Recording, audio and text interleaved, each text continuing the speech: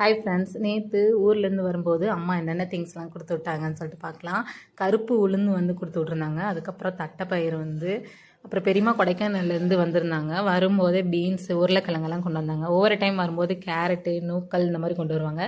இந்த டைம் இதுதான் ஃப்ரெஷ்ஷாக இருந்தது அப்படின்னு சொல்லிட்டு எடுத்துகிட்டு வந்திருந்தாங்க. அதுக்கப்புறம் காட்டில் விளைஞ்ச தேங்காய், அப்புறம் வந்து துவரம்பருப்பு இதெல்லாமே வந்து கட்டி கொடுத்து விட்டுட்டாங்க. மொத்தமாக எண்ணெய் வந்து பார்த்திங்கன்னா தேங்காய் எண்ணெய் வந்து சமைக்கிறதுக்காக செக்கில் ஆட்டின எண்ணெய். இதுவும் வந்து ஃப்ரெஷ்ஷாக கொடுத்து விட்டுருந்தாங்க. தலைக்கு தேய்க்கிறதுக்கு வந்து தனியாக நான் காய்ச்சி வச்சுருக்கேன் அப்படின்னு சொல்லிட்டாங்க. மெயினாக அந்த பாத்திரம்லாம் வந்து சின்ன சின்ன பாத்திரம் எங்கிட்ட இல்லை, கிண்ணம்லாம்.